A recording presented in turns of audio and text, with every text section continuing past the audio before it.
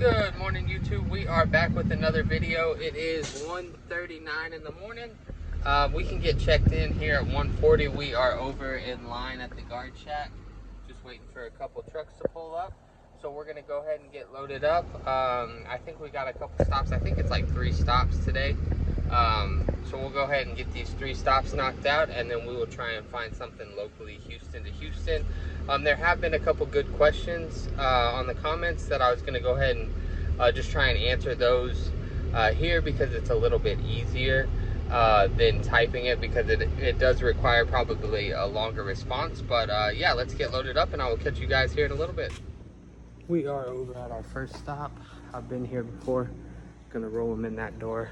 We got 9 pallets coming off, so use this little elevator and we'll get it done and get on out of here.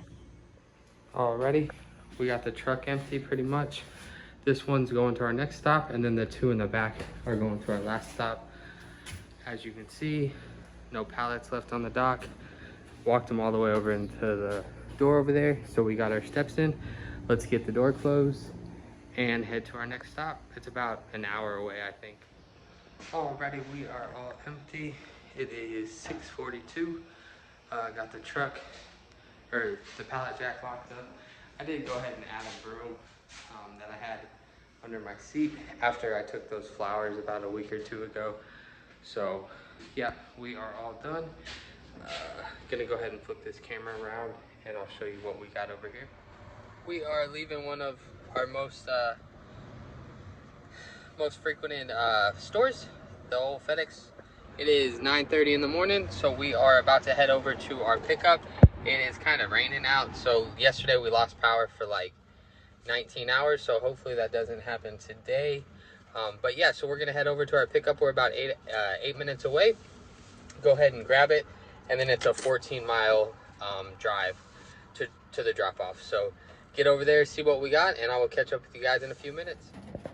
What a full circle moment, guys. We are over here at a post office picking up pallets, going to like a Target distribution or something. So just thought that was kind of funny. We're just waiting for one of these 2 box trucks to move, and then we're gonna go ahead and get pulled in. But I think that guy on our left with the headlights on just, yep, there we go. So let's go get these pallets on. We are all loaded up. This is what we got. Stacked up.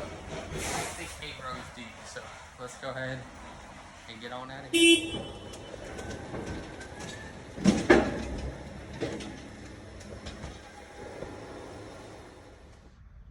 Good morning, guys. It's the following day. Just wanted to end the video. I was going to upload it, and then I remembered that there were 2 questions in the comments that I kind of wanted to talk about, and then also talk about yesterday's drop off. So basically, when I got to that Target distribution center, they kind of kept me in the driver lounge or whatever they call it, but it was kind of like fenced off. So I gave them my keys, chalked my wheels, and then they ended up getting the stacks of pallet off the truck. And then the 2 questions that were in the comments were, the first one was like the driver packets as far as the safety audit goes. So here in Texas, what I encountered, basically it was pass or fail. So a lot of that stuff was if my truck was up to date, if I was up to date, if I had a medical card, if my license was valid, the truck inspected, if I had insurance, things like that. Basically those were the main things, and then everything else was basically a learning, like that's kind of how they described it. So you are supposed to have like driver packets, like applications, copy of their licenses, the motor vehicle report. You know, there are certain things that you need, drug test, I'm sure, medical card, if I didn't already say that. So there are things that their application. So there are things that you're supposed to keep in the packet, but you didn't have to show any. If you did, you kind of, because I remember she asked, and I was the only driver, because it's like my wife and I's company, so we're not very big. But I remember she had asked, and she was like, oh yeah, you would have gotten extra points if you had it. And obviously I didn't, because I wasn't really sure that that's what I needed. So she kind of just went over, and they give you like a packet that has a whole bunch of links. I remember that.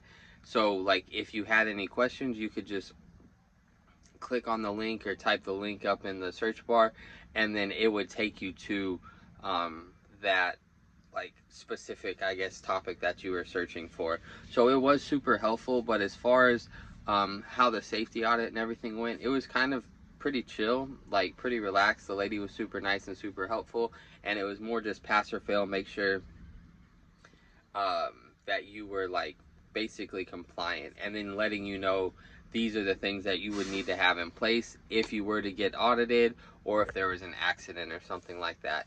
And then the other one was basically about how the Amazon routes work, which was a good question. So you accept the routes basically a week, 2 weeks, a month. You know, I don't know how far in advance you can book the weekly contracts. Normally I do it about a week or two.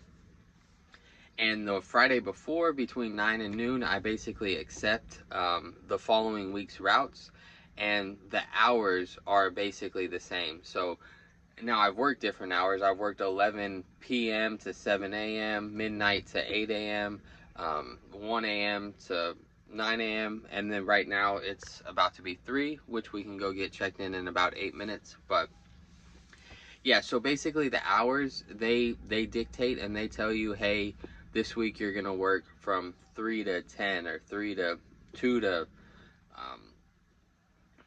2 to 10. Normally it's an 8-hour block, but it rarely takes 8 hours, and including in those 8 hours is 50 minutes to load up the truck here at the warehouse, and then the drive back. So like if you have 4 stops, whenever you get to that 4th stop and you finish up, they include the drive time back over here to the warehouse, which I never do, because you're in your own truck. You can, so a lot of the times I'll just pull over at a gas station, and then I'll search the load boards and try and find something locally, or I'll just drive back and park the truck and then just hop in my car and go home.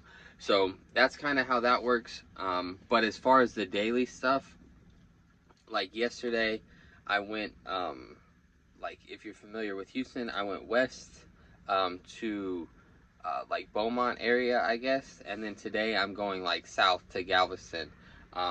So every day is different, yes, but as far as the hours, every day this week, I think yesterday, I don't even remember, but I probably got here at the same time, between like 2 and 3 o'clock.